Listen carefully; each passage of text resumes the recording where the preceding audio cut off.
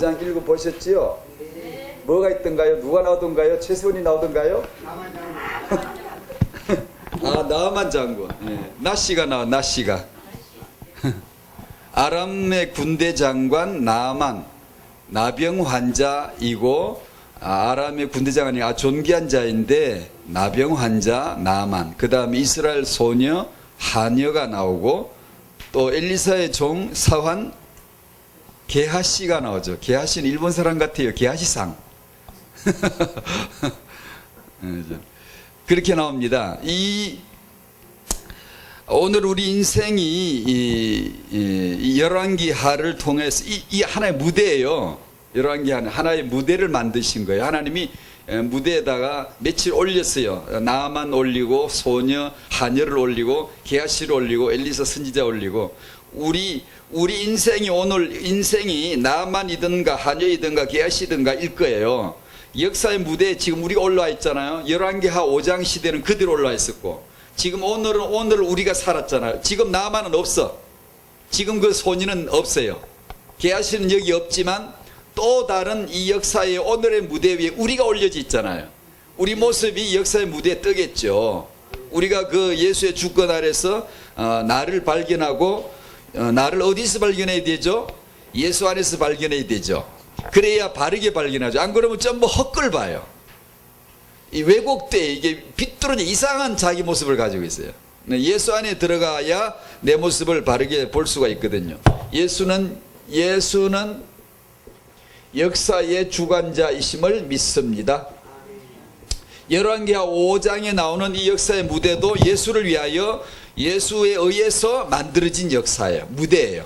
그게 이 사람들이 나타나서 일종의 뜻 안에서, 언약 안에서 연기를 한 거예요. 배역을 맡은 거예요. 나만 배역, 하녀 배역, 게하시 배역을 맡은 거예요. 이 시나리오의, 이 역사의 무대의 목적은, 주제는 예수입니다. 예수를 깨닫게 하고 예수에게 도착되게 하게 하려 하는 하나님의 이 감독이에요. 여기서 이제 적중되면 이 사람 은혜 받은 자이고, 예수에게 빗나가면 이 사람 탈락자 돼요. 영원한 저주 아래 들어가는 거죠. 그래서 우리 인생은, 모든 것은, 만물은 모두 예수를 위해서 예수께로 도착하라고 있는 경륜 섭리라고 우리는 믿습니다. 이렇게 우리 인생을 그렇게 믿죠. 불치병도 예수께로 가게 하기 위한 거이고, 하녀도 예수를 위하여 존재했던 거고, 이렇게 이제 불치병과 예를 들면 이 불치병 걸린 사람, 나병 환자처럼 불치병 걸린 거하고 하녀하고 비교하면 엄청나게 차이가 나죠. 신분이 너무 차이가 나. 요거는 불치병이고, 이거는 하녀가 아니고 건강한 사람. 나만 장군 아니고 건강한 사람. 이렇게 놓고 보면 다 건강한 사람 하고 싶잖아요. 그런데 세상에서는 병 걸린 사람, 건강한 사람. 세상에서는 나만을 군대 장관, 이거는 하녀, 이렇게 보죠. 바리새인은 양반이에요. 아주 영적인 이 지도자들이고 양반들이고 존경받는 사람들이고 당시를 대표하는 의인들입니다.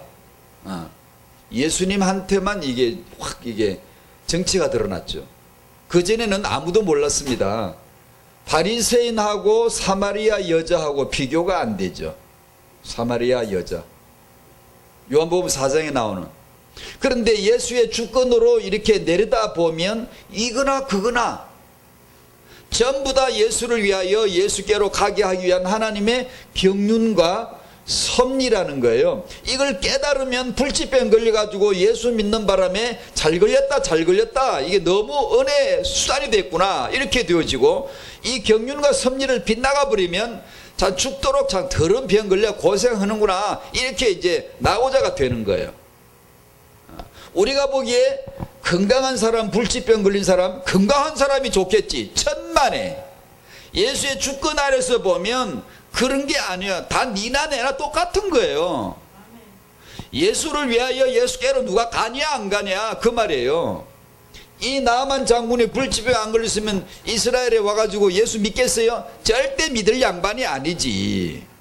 아람 나라 제국의 군대 장관, 존귀한 자, 아주 높은 양반, 왕 아래 신복 최고로 권세를 실권을 잡은 자인데 이 사람이 이스라엘까지 와가지고 예수 믿겠습니까? 돈 따발 싸가지고 빌어도 안 믿어요. 근데 딱 걸렸거든. 나병이 딱 걸렸거든. 그러니까 이 하녀가 포로 잡혀온 이스라엘 하녀가 자기 나라 선지자 얘기하니까 그게 귓구멍에 들려오는 거죠. 이 사람이 만약에 불치병이 안 걸렸다, 그게 들릴 리가 없지. 들릴 리가 없지. 자기 집에 하녀가 하는 말을 왜 듣고 다니겠습니까? 안 듣지. 근데 이 사람이 들었거든. 왜 들었죠? 불치병 걸린 거죠. 하나님의 경륜과 섭리 아래서 이 불치병은 나만으로 하여금 예수께 도착되도록 이끄는 견인차였습니다. 잡아 끌었어요. 이리 와, 너 이리 와. 영세전에 교회 가신 대로 나만은 그날 예수께 와서 예수님 믿고 구원을 받은 거죠. 건강하면 뭐하나? 건강 믿고 나는 펄펄한데 예수 뭐 때문에 예수 믿어 하고 앉아있으면 건강이 저주요, 저주. 불치병이 우리가 보기에는 야, 그거 참 저주받았다. 아니에요. 그렇지 않아요. 우리가 보는 거하고 바리새인은 점잖은 양반이에요. 사마리아 여자는 추잡한 여자 같아요. 어떻게 보면 우리가 보긴 그렇지 예수의 주권 아래서 보면 전혀 달라요. 이 여자가 신령과 진리로 예배하는 사람이 될 줄 누가 알았으며? 바리새인이 독사의 새끼라는 걸 누가 알았겠어요? 아무도 몰랐지요? 예수의 주권 아래서 보면 쫙 보이는 거예요. 안 그러고 땅에서 보면 야, 이 양반 진짜 훌륭한 양반이다. 아니거든요. 아, 이 사람 진짜 추한 사람이다. 아니거든요. 예수께로 가게 하기 위한 하나님의 경륜이었습니다. 예. 이게 누구 얘기예요? 우리 얘기예요. 우리 얘기예요. 제 얘기예요.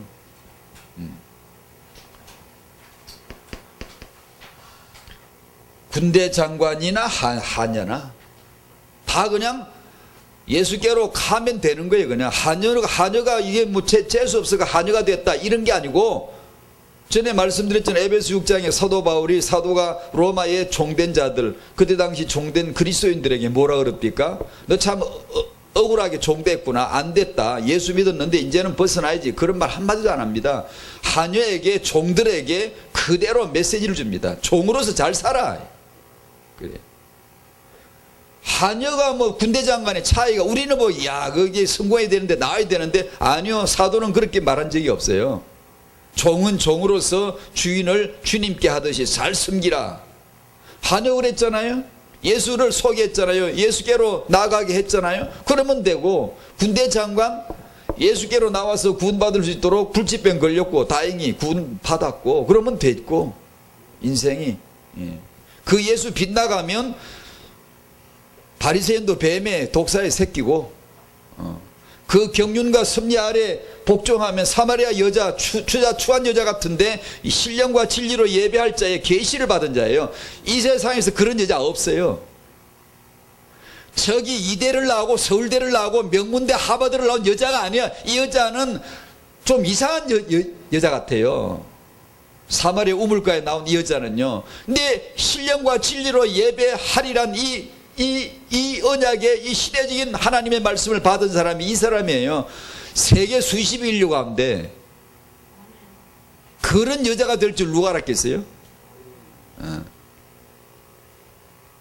역사의 주관자가 예수신 줄로 믿습니다. 열왕기 하에 나만이 나오면은 나만에게 초점 잡으면 안 되고 어디 잡아야 되죠? 예수에게 잡으셔야 돼요. 예수에게.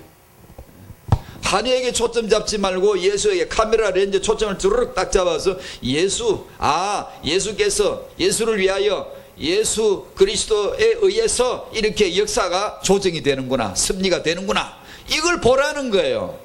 그 얘기를 하라는 거예요. 지금 열왕기 하를 우리에게 주신 이유, 예수 얘기를 하라 이 말이에요. 불치병, 야 그거 참 죽을 병인데 신기하게 낫다, 그런데 맞추지 말고 예수님에게 맞추라는 거죠. 예수를 알라. 게하시는 엘리야의 시종이 엘리사였잖아요. 엘리사의 시종이 게하시였잖아요. 이 언약의 계보를 잇는 시대적인 계보입니다. 이렇게 갈 뻔했는데 게하시가 그냥 딱 아웃돼 버렸어요. 엘리야의 대를 이어서 엘리사가 그 바톤을 이었습니다. 엘리사의 대를 이어서 게하시가 선택이 됐는 인류 가운데 이런 선지자의 제자가 될 사람이 도대체 몇 명입니까? 그런데 게하시는 그 수십억 분의 1도 더 되는 엄청난 하나님의 사람의 사환이 될 수 있는 탁함을 받았음에도 불구하고 이 양반은 그냥 탈락이 되어버렸어요. 왜냐하면 예수를 구하지 않아. 엘리사는 스승의 성령의 역사하시는 갑절을 원한다고 했는데 게하시는 돈이나 재물이나 그 알죠, 그죠? 나아만 장군이 엘리사에게 와서 고침을 받았는데 사리를 거절했거든요. 한 푼도 안 받아. 그런 거 받으려고 한 게 아니야. 그냥 돌아가 그랬거든요. 근데 나만 장군이 돌아가고 있는데 게하시가 가만 생각해 보니까 스스로 가만 머리를 굴리니까 이건 너무 안 돼. 왜 한 푼도 안 받는 거야 도대체? 주려고 잔뜩 싣고 왔거든요. 잔뜩 싣고 왔잖아요. 그런데 하나도 안 받고 그대로 돌려보내니까 이 생각하기에 이건 아니잖아. 그래가지고 쫓아가서 우리 주인이 나를 보냈다. 그것 좀 받아오라 그러더라. 그래야 거짓말해가 받아왔잖아요. 그래서 그 결과 문둥병이 나만 문둥병 이게 떼올라 붙어버렸어요. 게하시가 돼버렸어. 게하시가. 예. 근데 이 게하시 보고 생각난 게 딱 하나 있는데 예수님의 제자 가룟 유다 생각이 나더라고요. 예수님의 12 제자 아래 속한다는 것은 수십억 인류 가운데 참 특별한 존재예요. 누가 감히 예수님의 제자가 돼 12 속에 속하겠어요. 근데 유다가 그 속했거든요. 속했는데 유다 머릿속에는 맨날 게하시야. 맨날 돈 생각하고 재물 생각하고 그러다가 아웃되어 버렸어요.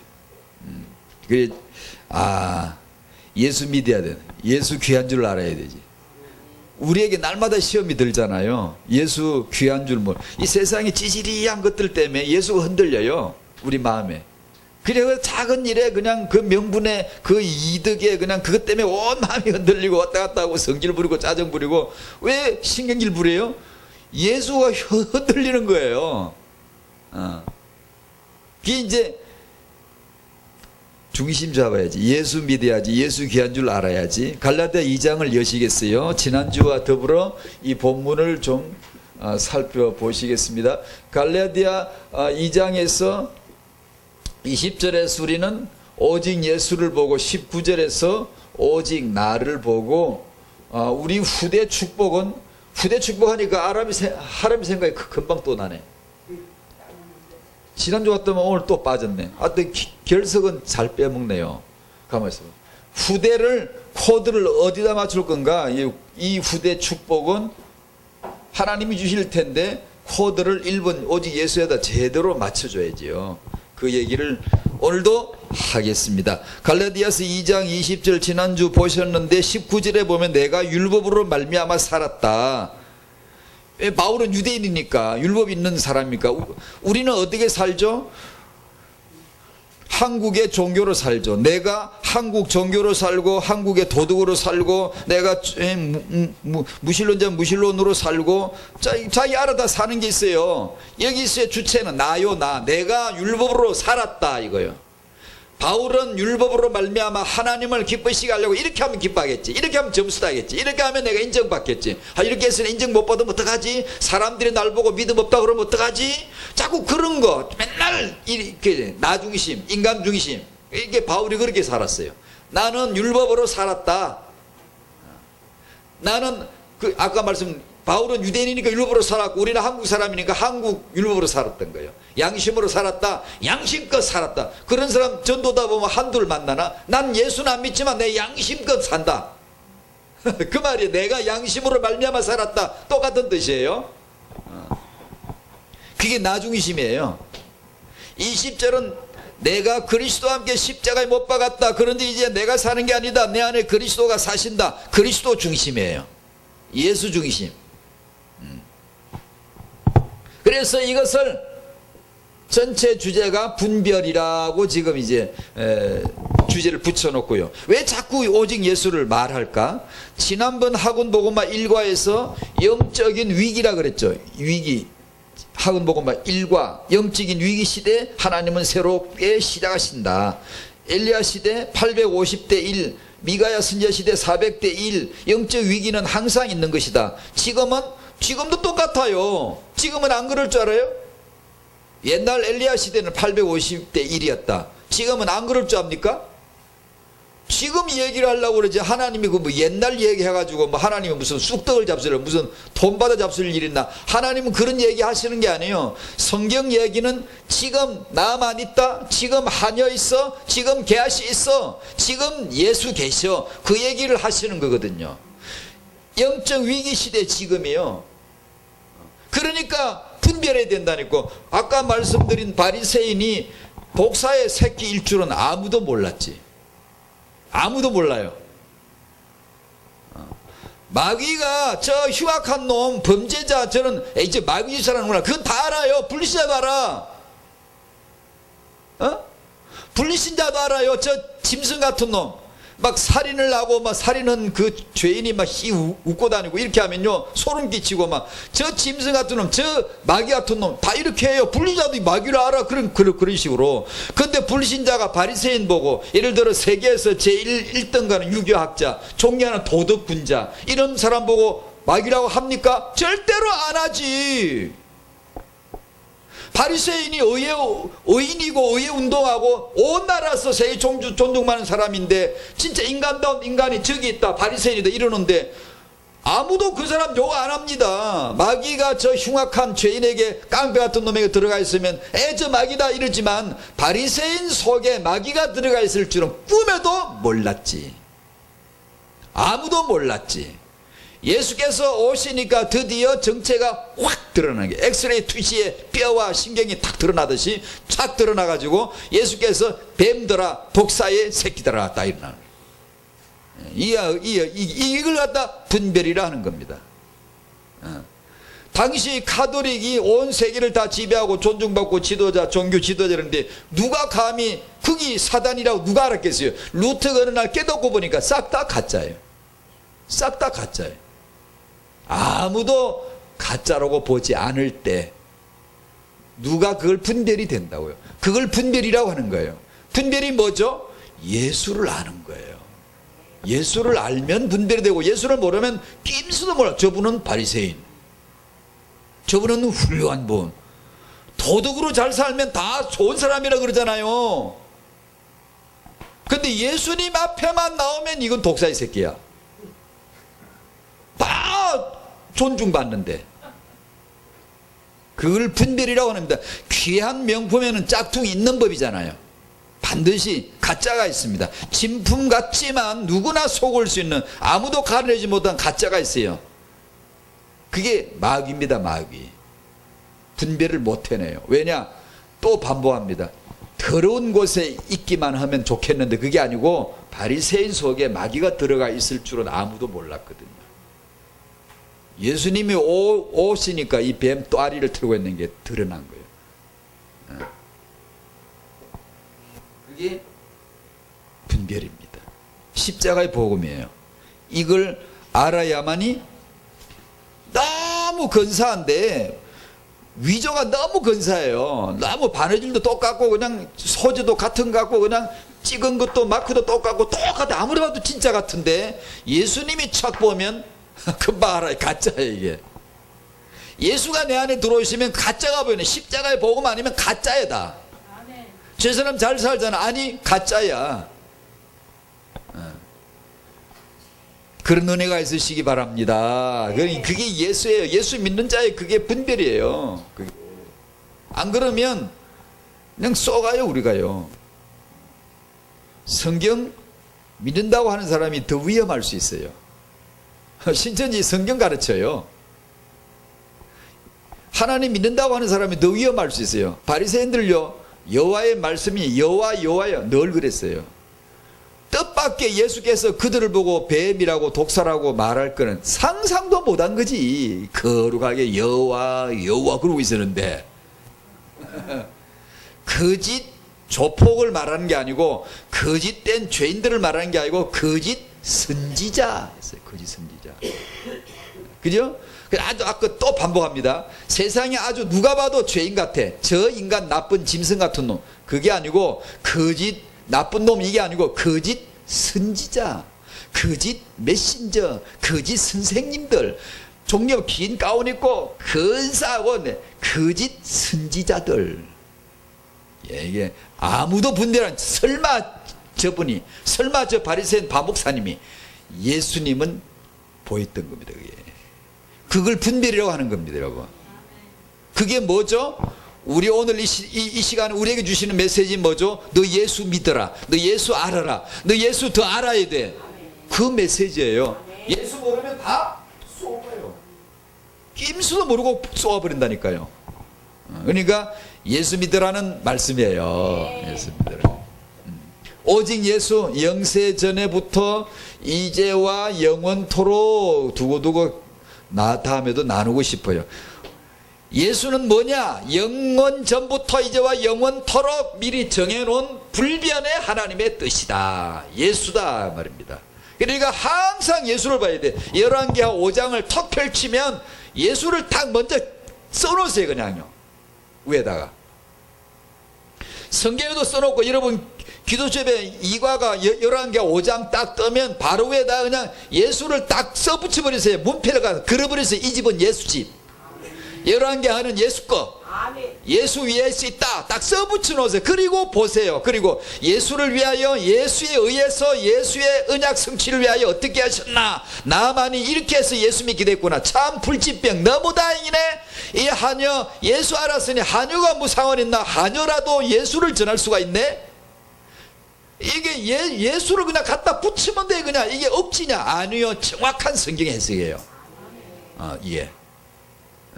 그렇게 보시면 돼요. 복음은 내가 하는 게 아니라 예수님이 하신 걸 믿는 거다. 복음은 내가 있다 없다 내가 응답받다 안 받았다 그런 거, 내가 건강하다 병들었다 그런 걸 얘기하는 게 아니에요. 예수님이 누구신가 그걸 보는 거예요. 어제 저는 이제 결혼식에 갔다 왔는데요. 결혼식에서는 무슨 얘기를 해야 될 것 같습니까? 처음부터 끝까지 예수 얘기만 해야 됩니다. 왜냐하면 예수 이야기를 하기에 가장 좋게 하나님이 세밀하게 시나리오를 하나님이 각본을 다 썼어요. 신랑은 내라, 신부는 내라, 주례는 누가 하고 다 창세기에 하나님이 자기가 보이지 않는 하나님이 나는 이런 하나님이야. 나는 영세전부터 이제 영원토록 나는 예수를 말하는 자야 라는 것을 인간들이 모여서 결혼을 하면서 그 하나님을 그 하나님의 예수를 잘 설명하라고 보여주라고 만들어 놓으신 것이 결혼과 결혼식이에요. 그런데도 불구하고 결혼식 할 때 예수 얘기를 별로 안 하면 이 반역 도당이에요. 그 결혼은 아니에요. 하늘에 있는 결혼식을 땅에서 네가 하라는 거거든요. 그러면 하늘의 결혼식을 말해줘야 되는 거예요. 그게 땅에서 하는 결혼식의 의미예요. 우리끼리 잘 살라고 아니요. 신랑 예수 얘기를 하라는 거예요. 너 신랑은 하늘의 영원한 신랑 예수를 위해서 너는 오늘 그 배역을 맡은 거야. 너 신랑은 예수 그리스도를. 이 모인 모든 여러분, 양가 부모님, 하객 여러분, 주안의 형제자매 여러분, 여러분이 하셔야 될 게 있습니다. 첫 번째, 오늘 이 자리에서 전부 예수님만 생각하시오 그랬습니다. 예수님만 생각해야 됩니다. 그래서 결혼식 있는 거예요. 뭐 신랑각시 잘 살으라 그딴 소리 하라 결혼식 있는 게 아니에요. 그랬더니만 어떤 사람이 그러더라고. 나 이런 결혼식 처음 봤다고. 결혼 행진곡 딴딴따단 그거 호출 필요가 뭐 있어요. 하나님의 나팔 소리 전지진동할 때에 그 신랑이 입장하면 주께서 강림하실 때 호령과 천사랑의 나팔 소리가 하나님 나팔 소리 친히 강림하신다 그러잖아요. 신랑 입장이 그걸 보여주는 거거든요. 그러면 신랑 입장 그리스도의 찬양을 불러줘야 돼요. 그래서 신랑 입장시키고 신부는 왜 혼자 들어오면 안 돼요? 왜 그런 줄 알아요? 기독교인들도 몰라요. 그걸 일일이 하나씩 설명했는데 다음에 결혼식 주례는 한 달에 한 번씩 하면 좋을 텐데 어쩌다 한 번 하니까 자 그걸 업그레이드 시켜야 되는데 그런 걸 설명해 주는 거예요. 그러면 돼. 결혼식 무슨 다른 게 할 게 없어요. 지금은 이것이 영적인 의미가 무슨 의미다. 신부는 신부는 절대 홀로 입장하면 안 됩니다. 보호자가 있어야 돼요. 왜 그런 줄 알죠? 우리에게는 스스로 사는 자가 없어요. 보혜사 예수 성령으로 말미암아 거듭나고 태어나고 리제너레이션 태어난 내 생일이에요. 성령이 출산하신 거예요. 나를 성령으로 거듭나라 그러잖아요. 요한복음 3장에 성령이 내 아버지예요. 나를 낳으신 부모라고요. 성령이 성령을 하지 않냐고는 예수를 주시라 할 수 없느니라 그랬잖아요. 그 성령께서 나를 낳아가지고 이 딸을 낳아가지고 젖먹이고 키워서 말씀으로 먹여서 이렇게 키워서 신부 그리스도의 신부로 교회로 아름답게 단장을 시켜 정결하게 키워오다가 혼인식 날 신랑 예수께로 쭉 데려가는 거예요. 그래서 신부는 반드시 그를 낳은 부모에 의해서 인도를 받아 이끌려 오는 거지, 신부 지 혼자 알아서 이렇게 가는 법은 없습니다. 반드시 성령 내주인도 역사를 통하여 성도가 신앙생활을 아름답게 단장하다가 예수 오실 때 주여 하고 나의 이름 부를 때에 잔치 참여하리라, 내 이름을 내각시 세우나 내각시 교회야 부르면은 내가 신랑 앞으로 쫙 올라가는 거예요. 그 그림을 보여주는 거예요. 그게 그런 거 설명해 주면 그냥 결혼식이에요. 그런 거 설명해. 우리 얘기를 하는 게 아니에요. 불신자들은 몰라서 우리 얘기를 하지요. 신랑은 이렇게 살아라, 각실이 이렇게 살아라, 둘이 뭐 이렇게 잘 살아라.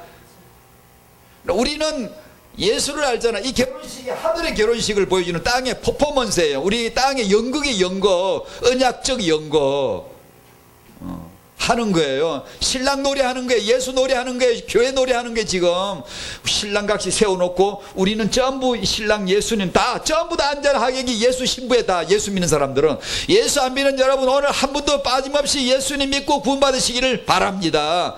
하나님의 뜻이 아들 예수 보내서 자기 안에 신부 찾으라고 보냈는데 와가지고 십자가에 죽고 그 피로 자기 신부 만들어서 지금 그래 예수 믿어야 될 거 아니다.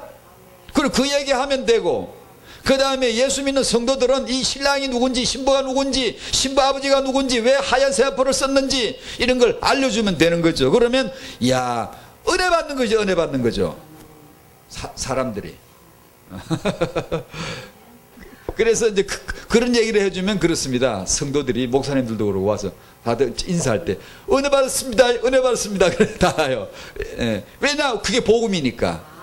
그 복음을 잘 보여주는 게 결혼식인데 결혼식에조차 복음을 얘기를 안 하면 어디서 하라는 얘기예요. 그럼 그럴 때가 어디 제일 좋은 게 결혼할 때인데 제일 복음 말하기 좋을 때가. 다시 말씀드리면 내가 아니라 항상 주체가 예수시다. 결혼식에 뭐 있냐? 예수 얘기만 해라.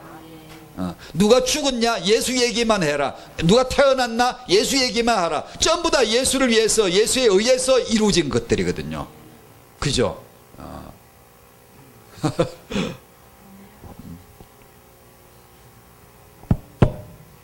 예수님이 그래서 누구신가를 알아야 돼. 그걸 믿어야 돼요. 그냥 3번 정인들의 오직 예수 증거들. 베드로 예수 얘기밖에 안 했어요. 그냥 쉽게 이야기하면 그냥 오순절날 성령 임하시니까 성령 받고 베드로가 일어서서 큰 소리로 외쳐가로되 주목하시오, 다 귀를 기울이시오. 이 평범한 어부였던 베드로가 그 대중들, 그 수많은 군중들 앞에 갑자기 카리스마 넘치고 담대하게 다 주목 딱 시킵니다. 귀를 기울이시오, 다 나를 보란 말이에요. 내 지금 아주 중요하고 심각한 얘기 할 게 있어 지금.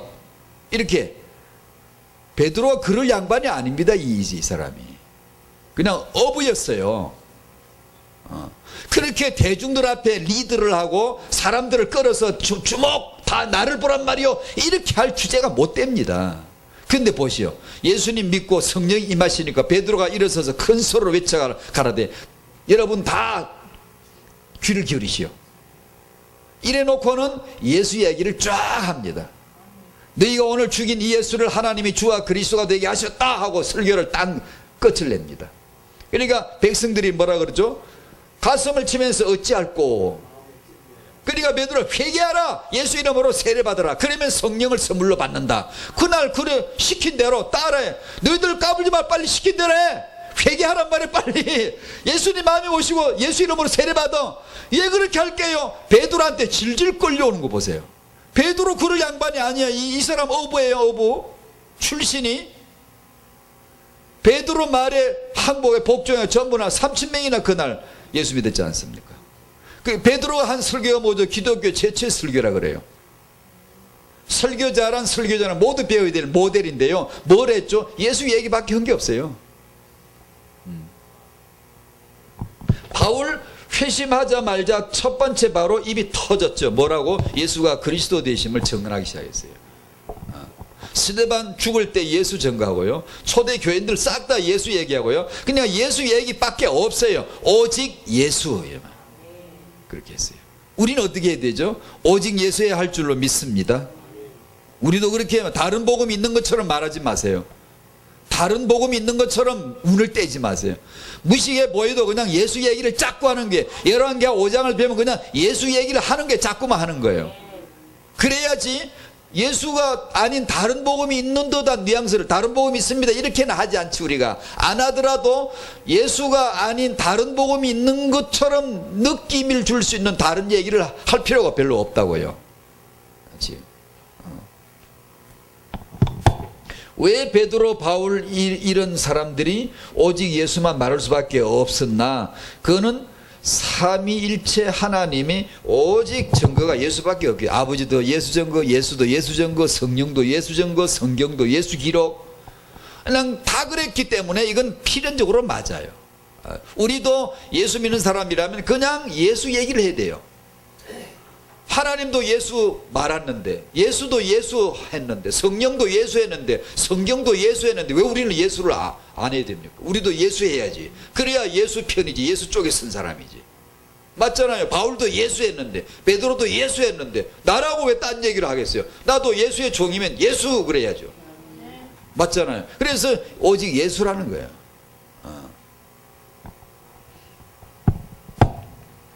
그래서 예수를 믿는 자는 영원히 복받은 줄로 믿어야 돼요. 믿어야 돼요. 이게 아주 이게 때로는 처절한 거예요. 삶에서 내가 비록 예수 믿지만 예수 안 믿는 사람보다 가난한 사람, 어떤 땐 예수 안 믿는 사람이 건강한데 예수 믿는 사람인데 병이 있는 사람이 있을 수도 있고요. 그럼에도 불구하고 내 있음과 없음과 상관없이, 높음과 낮음과 상관이 없이 나는 예수 믿는, 나는 영원히 복을 받았다라는 것을 확인을 해야 되는데, 이 고백을 해야 되는데 이게 쉽지 않을 때가 있어요. 이런 데 앉아서는 쉬운데 나가서 나는 병들고 불리지 않아 건강하고, 예수 믿는 나는 가난한데 불리지 않은 부자로 살 때 그 현장에서 내가 예수 믿는 나는 영원히 복을 받았어 라고 탁 이렇게 확신하기가 흔들릴 때가 있는 거예요. 이것을 이제 이 경계선에서 싸우는 걸 영적 전투라 그래요. 그걸요. 쉽지 않을 때가 너무 많아요. 그럴 때 흔들리지 않도록 자기를 붙들어낼 수 있어야 되거든요. 그것이 이제 간구죠. 고백이죠. 죽게 나가는 것이죠. 예수 복음을 전하는 교회라면 가장 복받은 교회 맞습니다. 교회가 크든 작든, 교인이 많든 적든, 재정이 많든 적든 아무 상관없이 내 쪽에 내 이야기를 하지 말자 이 얘기입니다. 한여이건 불치병이건 내 이야기를 하지 말자 이 말입니다. 열왕기하에서 예수 얘기만 하자 이 얘기입니다. 그게 주제가 역사의 주권자 예수니까. 예수 믿는 자 영원히 복받은 자 맞다, 하나님 자녀다, 이렇게. 예수님 전한다면 그 교회는 영원히 위대한 대붕된 교회다 라고 믿어야지. 우리가 보기에 있음과 없음을 나누고 미자립이다 자립이다 그럴 필요 없어요. 교회는 위대한 교회요, 주님의 교회요. 그렇죠? 그걸 우리가 믿음으로 믿고 들어가야지.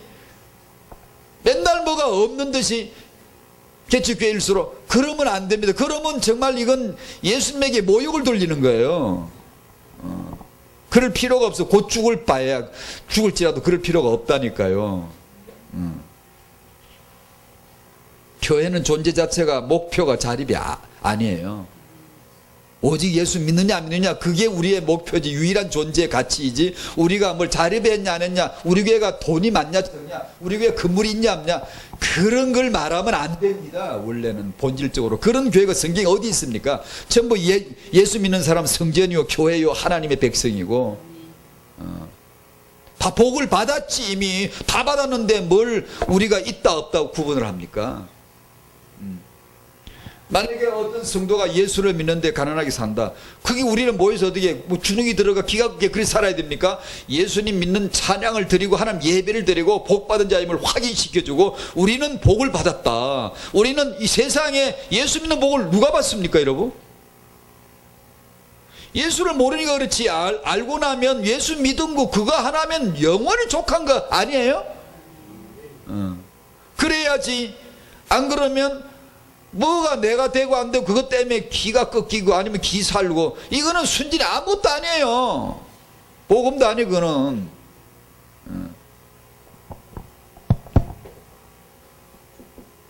오직 나 중심이 세상입니다.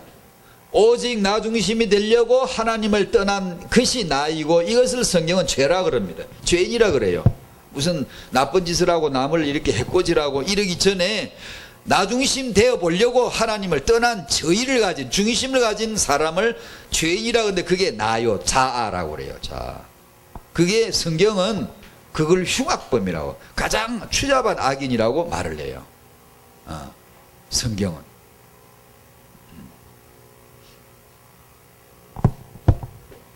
이 죄의 싹은 사망이고, 심판받아서 지옥을 가야 되는, 영원히 심판 지옥을 받아야 하는 나.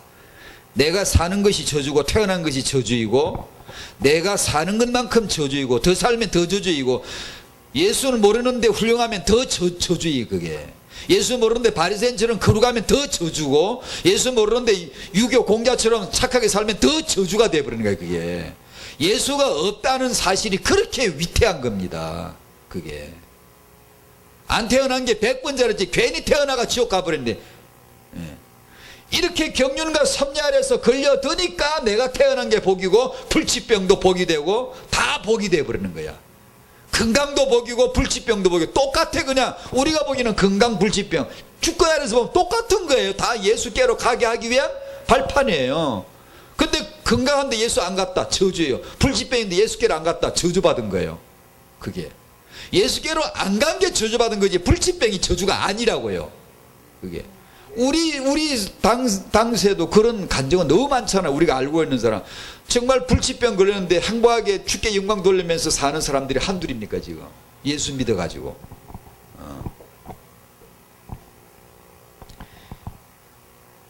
이 나라는 존재가 나 중심으로 한번 살아보려고, 내가 나를 신으로 만들어 보려고 하나님을 떠났다는 것, 그걸 알아야 되고, 이 죄삭은 영원한 지옥 심판이 된다는 것, 이 저주라는 것을 정말 알아야 돼요. 내가 19절에 내가 율법으로 말미암아 살았다. 어느 날 이것이 죽고 나는 그리스도로 말미암아 살게 되었다는 걸 깨달았는데, 바울이 내가 그리스도와 함께 십자가에 못 박혔다는 걸 터뜨렸는데, 이걸 아는 사람이 누구죠? 19절에 내가 얼마나 죄인이고 얼마나 저주 아래 있는가를 깨달은 사람이 20절을 드디어 터뜨린 거거든요. 안 그러면 내가 그리스도와 함께 십자가에 못 박는, 이게 별로 감동이 안 와요. 이게 무슨 뜻인지 별로 감동이 안 와요. 이게 내가 하나님을 모르고, 내가 마귀의 자식이 되고, 내가 죄인이고 하나님을 떠나서 나 중심이 되고, 내가 얼마나 저주 아래 있는가를 깨달은 사람은 그리스도의 십자가의 복음으로 말미암아 살아난 이것이 너무나 이제 복음이 되죠. 복음이 되죠. 이런 말을 저는 여러 번 들었습니다. 저도 그런 생각을 할 때가 있었고, 뭐냐 하면 이 복음에서, 강단에서 십자가 복음 얘기하다 보면, 십자가, 나를 부인하고 나를 십자가에 십자가를 지고, 너 십자가를 지고 나를 따를 것이니라. 그러니까 이게 그 메시지를 내가 죽어야 되는가 보다 이렇게 봤나 봐. 그래서 사람들이 그래요. 나 죽어야지 하는데 그냥 안 죽어진다고. 이렇게 표현하는 분들이 많아요. 복음을 아직 못 알아들어서 그래요. 기억하세요. 무조건 복음은 내 얘기가 아니에요. 예수 얘기지. 내가 죽어야지. 그거는 유교도 아니고 유대교도 아니고 아무것도 아니고 그냥 종교, 그냥 그거는 자기 중심으로 그냥 말하는 거예요. 복음은 나 얘기를 하는 게 아니에요. 나는 왜 이렇게 안 되지? 그럼 안 되는 게 난데. 본래부터 나는 죄인이고 하나님을 떠났고 나 중심이고 안 되고 마귀자식이고 저주 아래 있는 게 난데 될 리가 있나? 원래 안 되는 건데. 복음은 내가 된다 안 된다를 말하는 게 아니에요. 예수님만 말해야 돼요. 예수님이 누구지? 죽어야지 말고 죽었지. 예수가 십자가에 죽었지. 그걸 알아야 돼. 왜 죽었지? 어떻게 죽었지? 십자가에 왜 죽었지? 그 그리스도가 죽었는데 그 죽음을 알라는 거죠. 알면 내가 그때 그리스도와 함께 영원히 죽어버렸다는 것을 그 죽어버려야 될 놈, 그 저주받은 놈, 그 마귀의 자식인 놈, 영원히 지옥에 가야 될 놈, 그것이 예수와 함께 속 시원하게 그때 죽어버렸구나, 이것을 깨닫는 거예요. 안 그러면 내 죽어야지 이게 유교도 아니고 율법도 아니고 엉망진창이 되는 거예요. 신앙생활을 아무리 하려고 해도 안 돼요. 그건요. 그래가지고 어떤 사람 그래 나는 그래도 좀 승리할 수 있다는 순전히 자기 성품 훈련을 해가지고 인내하고 쫙 참고, 욕이 나오지만 참고, 내가 저 시어머니 정말 욕해주고 싶지만 내가 참 예수 믿기 때문에 내가 참아준다, 이래가지고 참아주고, 그럼 자기는 이게 이제 영적 승리했나 보다. 아니에요. 뜻이 아니에요. 그렇게 아니에요. 예수를 알아야 돼요. 죽으려고 하지 마시고 죽은 예수를 알아야 돼요. 착하게 살려고 해서 착하게 사는 것은 기독교도 아니고 복음도 아니고 아무것도 아니거든요. 그는 유교만 또 못한 거예요. 착하게 사신 분은 예수밖에 없어요. 아셔야 돼요. 자꾸 이 설명하는 거예요. 예수 외에는 볼 게 없고 믿을 게 없어요. 예수 외에는 승리자가 없고 의가 없고 착한 게 없고 선이 없어요. 선하게 살려고 하는 게 기독교가 아니에요. 선하게 사신 분 예수 안에서 그분을 믿으면 그분이 이제 내 안에 사시는 것이라. 그러면 선하게 돼요. 나와. 내게 아니고 그분이 나와. 내가 그냥 의로워야지 연계, 이게 바리새인이고, 나는 의로울 수가 없어. 의가 예수야. 예수님만 의로우셔. 그 예수님을 믿어 했더니 그분이 내 안에 쏙 들어오셔가지고 내가 아니라 예수께서 사시는 것이라. 그분은 이제 의가 나타나는 거예요. 그러면 그때 우리는 너무 이제 기쁜 거죠. 좋아가지고 풀 뛰는 거죠. 외양간에 나온 망아지처럼 벌벌 뛰면서 주여 감사합니다. 왜냐, 내 주제 같지가 않거든. 나는 본래 이런 인간이 아닌데 내 안에 하나님 나라가 나타나고 성령의 열매가 나타나고, 그러니 감사하잖아, 기뻐하잖아, 찬송하잖아, 예배하잖아. 그냥 그랬을 때 되는 거예요. 그게 그렇게 다 되셔야 돼요. 아시겠죠? 자기 노력을 하면 실패합니다. 노력을 되게 세게 하는 사람은 뭔가 되는 것 같죠? 크게 무너집니다. 앞으로 교회를 5년 다니다가 어떤 사람은 저 사람 믿음 좋은 줄 알아, 어느 날 갑자기 큰 사고 치는 사람이 있죠. 뻥 넘어져 버려. 저 사람이 저럴 줄 몰랐다고. 아니야, 그 사람은 지금까지 19절 내가 율법으로 말미암아 살았던 자야. 20절에 그리스도의 죽음을 모르고 자기 의로 살았던, 자기 중심으로만 착실하게 노력을 해서. 그러면 언젠가 이 자아는 사고를 펑 터뜨립니다. 그러면 보통 그러잖아요. 연예인들도 보면 저 사람 인고 부부라고 어느 날 이혼해버리잖아요. 다 인고 부부인 줄 알았는데 근데 자기 나름대로 이렇게 살았던 거죠. 그거 뭐 이혼한 것이 특별히 나빴다 이 뜻보다는요, 우리가 보기에는 겉으로 보기에는 훌륭해 보이는데 안 그래요. 왜냐, 인간 자아는 똑같아요. 예수가 아니면 다 아니에요. 그래서 그냥 이유 없습니다. 무조건 태영아 모이면 예수 알아야 되고, 무슨 다른 전문 모이면 예수 알아야 되고, 그냥 말만 그렇게 붙인 거지. 다 예수 얘기입니다. 11개 하면 11개 하는 다른 이름이 그냥 예수 얘기예요. 치유 모이면 그냥 예수 얘기예요. 산업 모이면 그냥 예수 얘기하는 거예요. 그게 그래야 맞는 거예요. 안 그러면 그런 거 한다고 아주 근사한 척 하다가 예수 빠져나가 버려요. 다른 복음으로 나가 버려요. 그러면 되나? 돼도 망령되고요. 안 되기도 하고 돼도 문제예요. 왜냐하면 오직 예수 잃어버렸거든요. 그래서 은혜의 복음을 아는 겁니다. 그래서 이 사람들이 십자가의 복음을, 이 은혜를 잘 모르면 십자가의 복음을 죽어야지 이런 생각을 하는데, 근데 여러 번 들었거든 진짜요. 그 시어머니 시아버지가 참 그런 말도 안 되는 말을 하고 영 상식에도 안 맞는 걸 자꾸 하고 이래서 막 믿지 않는 시부모님이 이걸 참으려니까 뭐 좀 내가 죽어야지 그런 뜻이 아니에요, 복음은요. 그러니까 이 복음을 잘못 알아들으면 그냥 예수 믿는 내가 죽어야지, 이게 무슨 안 죽어도 되는데 억울하게 내가 예수 믿기 때문에 참아야 되고, 예수 믿기 때문에 억울하게 내가 참 이게 죽어 지내야 되고, 이런 걸로 아는 것 아니에요. 그렇지 않아요. 그건 복음이 아니에요. 자유와 평안과 기쁨 있는 가운데 죽을 수 있는 거예요. 그 내가 죽는 게 아니에요. 예수가 내 안에 들어오신 거예요. 내 안에 그분은 죽는데 전문가예요. 그분은 십자가에 죽어버렸어요. 그냥 그렇게 아무 죄가 없는데 아무 한마디도 말 않고 죽을 수 있는 사람은 예수밖에 없어요. 그러니까 죽는 데는 전문가라고요, 예수님이. 그러니까 죽어야지 이렇게 사는 게 아니고요, 그 잘 죽으신 예수, 죽는 데는 아주 진리, 그 예수님을 모셔드리는 거예요. 그러면 스데반처럼 맞아 죽는데도 그냥 감사합니다 그러고 죽는 거예요. 왜냐하면 그 안에 예수가 계시기 때문이지, 스데반의 참을성이 되게 세가 그런 게 아니에요.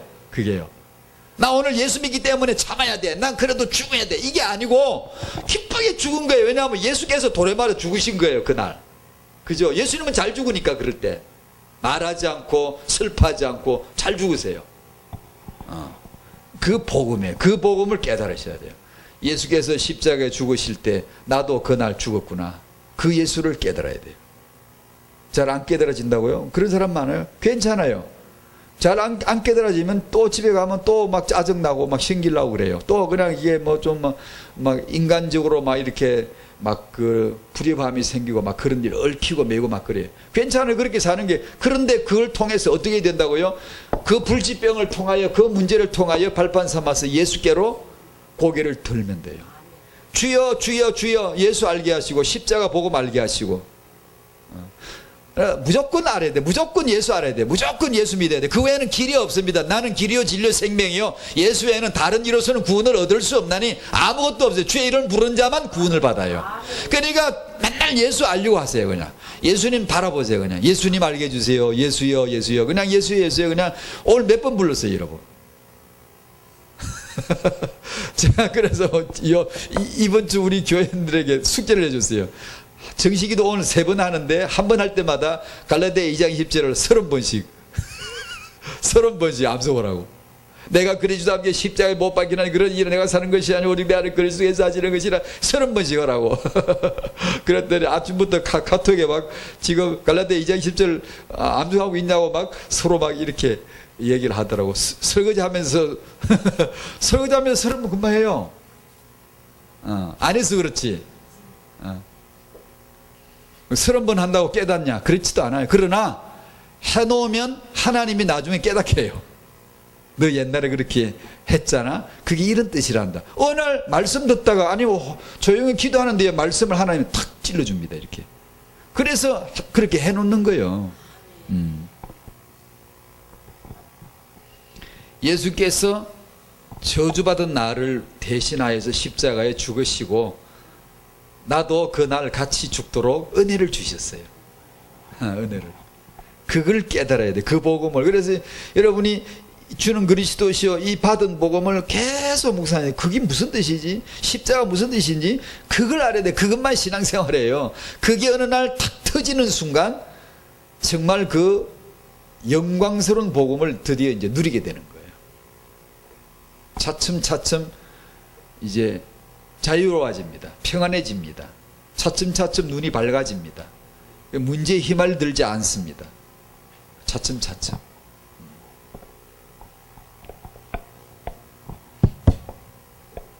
가만히 있어봐. 하람이 엄마도 없고 후대 축복. 육아는 정말 이 복음을 알게 하는 것만이 육아이다. 십자가의 복음, 이것만이 참된 육아다. 십자가의 복음을 알게 하는 것만이 육아의 첫 번째 사명이요 축복이다. 이 아이에게 나중이심, 아이는 근원적으로 이기주의자이니까 나중이심에서 벗어나도록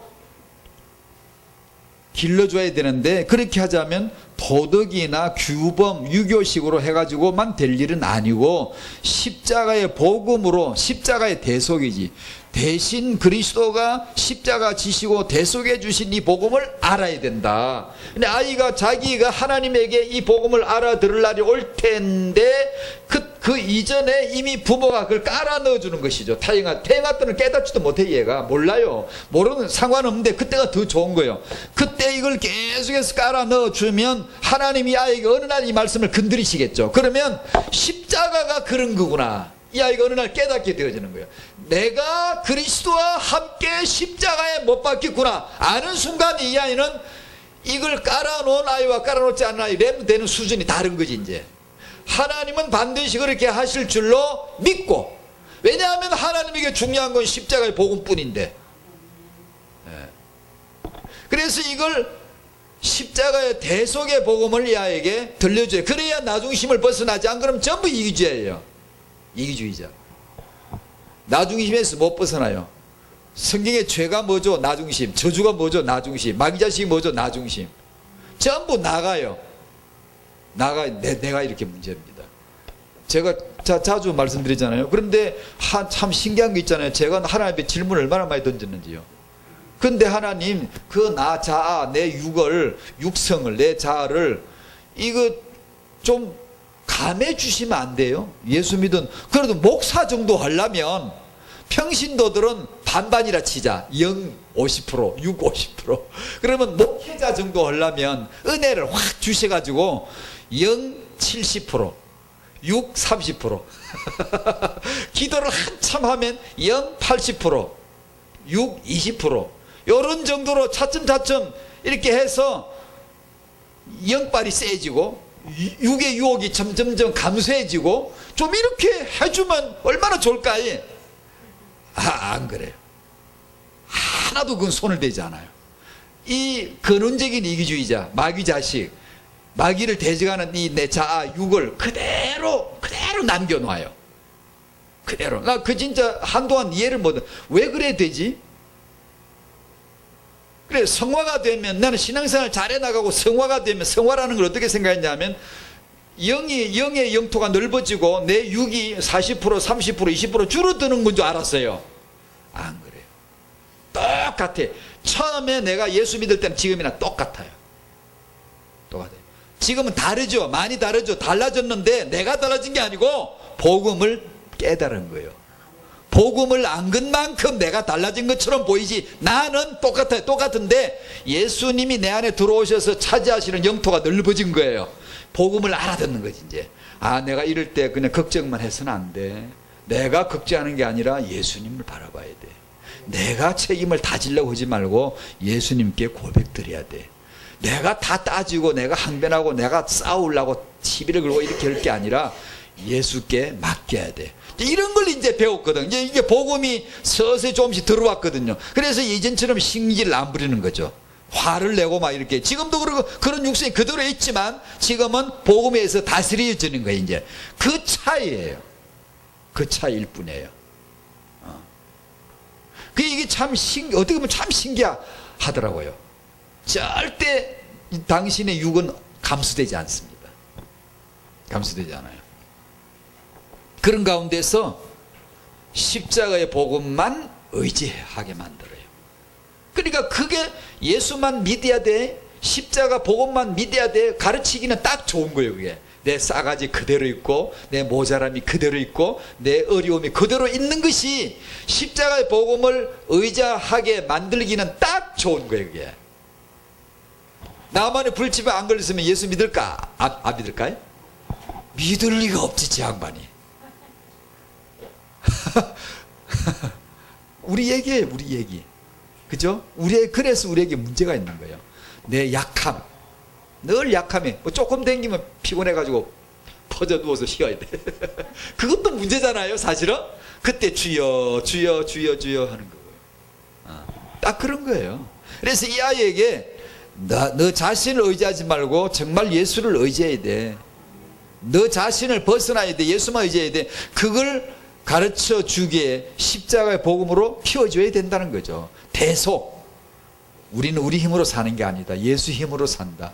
우리 의로 사는 게 아니다. 예수 의로 산다. 내가 잘 배워 성공하는 게 아니다. 예수님이 성공이시다.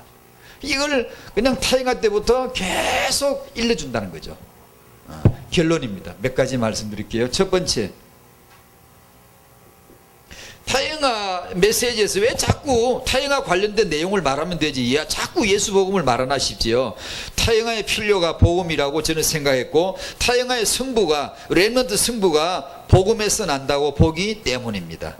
분별하지 않으면 타영아를 발판으로 해서 교회 안에, 성도 안에 인본주의가 막 치고 들어옵니다. 뉴에이지가 치고 들어와요.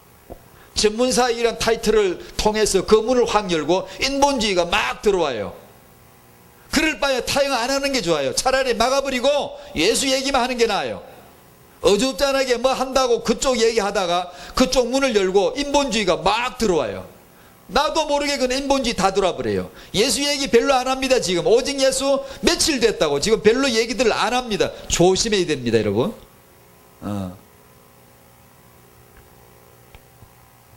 부모의 가슴에는 이 십자가의 복음이 은혜가 되어서 생수에, 아주 맑은 생수의 강수처럼 흘러가야 돼요. 내 가슴에 이 복음이 은혜가 되어야 돼요. 십자가가 은혜가 되어서 맑은 생수가 확 흘러가야 돼요. 항상 지금도 흐르게 하시기를 바라요. 마음이 시원하고 마음이 평안하고 마음의 은혜가 확 흘러가야 돼요. 답답하다, 먹먹하다, 메마르다, 기도가 잘 안 된다, 찬송이 막힌다, 힘이 없다, 빨리 회복해야 돼. 빨리. 그걸 그러고 있으면 안 돼요. 그러고 살면 안 돼요. 빨리 회복해야 돼요. 예수에 줄이고 목마름을 달라고 부르짖어야 돼요. 징징징 떼고 계속 부르짖어야 돼요. 주여 예수 이름만 불러도 눈물이 징하게 만들어놔야지. 내 심령 상태를 적셔놔야지. 메말른 상태로 그냥 하루 이틀 가면 고차가 돼요. 고질병 되고 굳어져 버립니다. 그걸 용납하지 마셔야 돼요. 제가 이 얘기를 소망교회에서 여러 번 합니다. 옛날부터 지금까지. 절대 내 영적인 상태를 그냥 두지 마라. 제가 언제 어디 가서 메시지를 하면 어떤 때는 정말 메마를 때가 있어요. 말씀을 주신 것 같지가 않고, 그럴 때 말하려면 너무 힘이 들고 공한 소리를, 자동차 엔진을 이렇게 아무리 엔진을 밟아도 그 뭐 기아를 중립에다 넣은 상태로 엔진을 밟으면 왱왱 소리만 나지 차는 꼼짝도 안 해요. 똑같이 내 영혼의 상태가 그런 중립에다 기아를 딱 넣어버리면 그냥 소리만 공해진 소리만 잉잉 나지. 그냥 설교니까 설교다 해야지 소리나 빽빽 지르는데 전혀 이게 하나님 말씀을 주신 것 같지도 않고 너무 내가 그냥 헛소리 떠드는 것 같고 이럴 때가 있어요. 간혹요. 그럴 때는 정말 내려와 버리고 싶은데 그럴 용기가 안 나는 거예요. 나 지금 솔직히 말해서 설교 못하겠다. 말씀을 주셔야지. 나 말씀 주신 것 같지도 않고 너무나 못하겠다. 죄송하지만 내려가겠습니다. 이러고 싶은데 그럴 용기는 또 없고. 그래서 제가 이제 용기를 내서 이렇게 막 마음의 결심을, 다음에 그럴 일 있으면 솔직히 그 자리에서 그 얘기하고 난 내려온다. 그 말은 이제 그런 일 없도록 깨어서 기도하자는 각오겠죠. 각오를 그렇게 말하는데 진짜 그럴 때가 있어요. 그래서 그 은혜가 항상 흐르게 해줘야 돼요. 내 안에 항상. 목사만 그래서 됩니까? 다 우리 성도인데, 하나님의 자녀들인데. 아시겠죠? 아멘? 아멘, 아멘. 그래서 타영아 부모님들에게 사실을 한 말인데, 애 키우느라고 다 지치고 피곤하고 막 그러면 뭐 힘들어가지고 막 흑흑대고 막 그러거든요. 그래서 제가 사실 하는 소리인데 이게요. 그럴수록 은혜가 흐르게 해줘야 돼요. 그냥 주여 하면 그냥 마음이 찡하고, 그냥 찬송을 부르면 마음이 찡하고, 그냥 이렇게 돼야지. 사람이 이 십자가 말하는데도 마음이 안 움직이면 이거 진짜 많이 간 겁니다, 여러분. 예수님 십자가 말할 때 예수 이름을 말하는데도 마음에 먹먹한 감동이 이렇게 안 흐르면 이게 상당히 심각하게 많이 간 겁니다. 어디로. 그래서 그런 걸 나를 잡아주셔야 돼요. 낚아채줘야 돼요.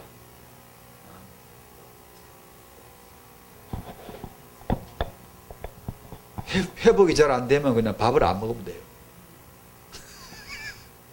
밥을 안 먹여주면 이 육체는 그냥 비상이 걸려요. 잘할게 먹여줘, 잘할게 좀 먹여줘. 사정을 해요. 그래 사람이 가난해져요. 의에 줄이고 목마른 자, 애통하고 부르짖는 자, 이렇게 만들어내야 돼요. 목사건 뭐 성도님은 다 똑같아요. 이걸 안 만들면 예배 시간 와서 앉아 있으면 메마릅니다. 예배에 강수가 흘러가야 되고 내 심령에 물이 흘러가야 되고 강단의 메시지 아멘하고 이렇게 해줘야지. 안 그러면 이게 안 됩니다. 안 돼. 그러면은 예수의 십자가의 피로 말미암아 만들어진 교회답지가 못하네. 그 신부, 신랑 예수 만나가 기뻐하는 신부, 얼굴이 환하게 빛이 나는 신부, 신부 화장을 해서 피부 관리를 받아가 빛이 나는 광피부 신부, 그 신랑 예수 그리스도를 만나는 신부의 모습이 우리가 나와야 되거든요. 예. 근데 그 빛이 안 나면 안 되니까. 육아는 정말로 이 아이를 내가 낳아서 기른다는 것 자체가 정말 하나님의 복 받은 거예요. 어디서 그런 복을 받겠습니까? 인간을 내가 낳아서 기른다. 복 받은 거죠. 그러므로 이 육아는 복음이 아니면 절대로 바른 육아가 없다라고. 바른 복음은 다른 복음은 없다. 생각도 말아야 돼. 복음이 아니면 바른 육아라는 것은 생각도 말아야 돼. 복음으로만 해야 된다. 그리고 지난번에 말씀드린 성경 자료, 예수도 나오지도 않는 성경 자료는 이게 성경 자료라고 하지 말아야 돼요. 예수도 없이 말하는 구약을 성경이라고 하지 말아야 돼요. 그걸 분별이라고 합니다. 분별. 신약 때문에 구약이 있잖아. 구가 옛 구자 구가 왜 있어요? 신이 있기 때문에 구가 있잖아요. 왜 옛 약속입니까? 구약이에요. 신약을 두고 하는 말이 구약 아닙니까? 왜 구약이 있어요? 신약이 있기 때문에, 완성이 있기 때문에 구약이 있는 거예요. 신약은 그리스도가 없이는 구약은 말할 필요도 없어요. 말하지도 말아야 돼. 구약을 말할 때 반드시 예수를 말하시오. 예수를 말하지 않는 구약은 성경이 아니에요.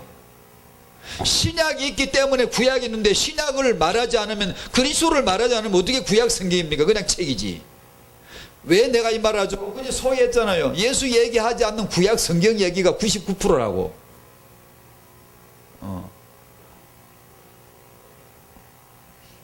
근데 이걸 충격받고 알아듣는 사람들이, 엄마들이 있고 아주 잘 못 알아듣는 사람들이 있더라고요. 예. 반드시 창세기를 말할 때는 예수를 말해야 돼요. 예수를 말 안 하면 창세기 말할 필요 없어요.